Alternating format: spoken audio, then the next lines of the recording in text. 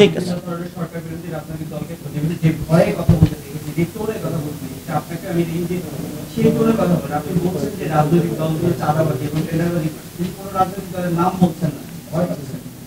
না, রাজনৈতিক দলগুলা নিয়ে আমাদের কোনো ভয় নাই। আমরা যে রাজনৈতিক দলগুলা অংশগ্রহণ করেছে, আমরা তাদের সিনিয়র লিডারদের সাথে কিন্তু আমাদের কমিউনিকেশন হয়। সেই চাঁদাবাজি, টেন্ডারবাজি, সিনিয়র যারা লিডার রয়েছেন তাদের সাথে আমাদের কমিউনিকেশন হয়। তারাও বলেছে যে তাদের বিভিন্ন জায়গায় লোয়ার লেভেলে যারা নেতাকর্মী রয়েছেন তারা ডিরেক্টলি এগুলোতে ইনভলভ হয়ে গিয়েছেন। তো তারা সেই সংস্কৃতি থেকে বেরিয়ে আসার চেষ্টা করছেন। তা আমরাও এটাতে প্রেশার ক্রিয়েট করছি যাতে হলো আমাদের পূর্বের যে সংস্কৃতি, সকল দলই তো এই বিষয়ে ঐক্যবদ্ধ জায়গা থেকে একসাথে হলে একটা সেটেলমেন্টের কাজ করছে। সো আমরা যে নিউ সেটেলমেন্টের জায়গা থেকে বলতেছি, এটা তো কোনো স্পেসিফিক রাজনৈতিক দল না, এটা আমরা রাজনৈতিক দলের সংস্কৃতির জায়গা থেকে কথা বলছি। সো সকল রাজনৈতিক দলের এই যে সংস্কৃতি, এটা থেকে বেরিয়ে আসে নতুন আমরা যে রাজনৈতিক বন্দোবস্ত, চাঁদাবাজি টেন্ডারবাজিহীন একটি নতুন বৈষম্যহীন সমাজ নির্মাণের দিকে আমরা যে পথযাত্রা অগ্রসর হচ্ছি, সেই বিষয়ে আমরা বারবার হলো তাগিদ দিয়ে যাচ্ছি। ঠিক আছে, আমরা ধন্যবাদ।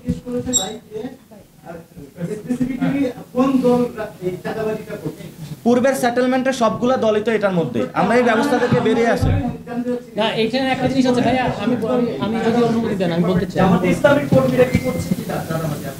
মানে কোন দল নাই আপনার পূর্বের সংস্কৃতিতে? আপনাদের কি কোনো এমন দল পেয়েছেন? নাই।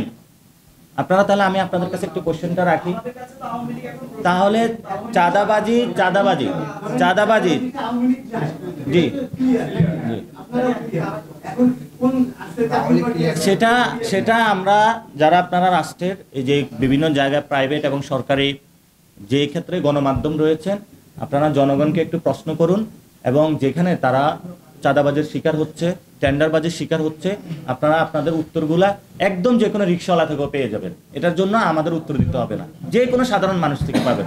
আমরা প্রতিনিয়ত দেখতে পাচ্ছি রাজনৈতিক দলগুলো টেন্ডার, চাঁদাবাজি বিভিন্ন জায়গায় নিজেদেরকে জড়িয়ে একটি তড়িৎ গতিতে নির্বাচন প্রক্রিয়ার দিকে হলো তাদের যাত্রা শুরু করেছে।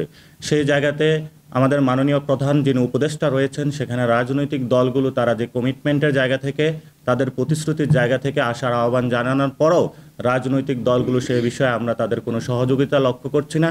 এবং তার একটি রিসেন্ট উদাহরণ হলো রাজনৈতিক দলগুলা বিভিন্ন দলের সাথে সংযোগ সৃষ্টির মাধ্যমে তারা 10 জন যে ইসির কমিটি মেম্বার নিয়োগ প্রাপ্তির জন্য আবেদন করেছিল, সেখান থেকে তাদের সে কায়দা কানুনেই আমরা আজকে দেখলাম ইসিতে নিয়োগ তারা শপথ নিয়েছে। আমরা একটি রক্তক্ষয়ী যুদ্ধের মধ্য দিয়ে 5 অগাস্টে বাংলাদেশে একটি নতুন স্বপ্ন দেখেছিলাম। সেই স্বপ্নের বাস্তবায়নে ছাত্র জনতা দ্বারা নিয়োগপ্রাপ্ত ডক্টর ইউনূসের একটি সরকার গঠন হয়েছিল।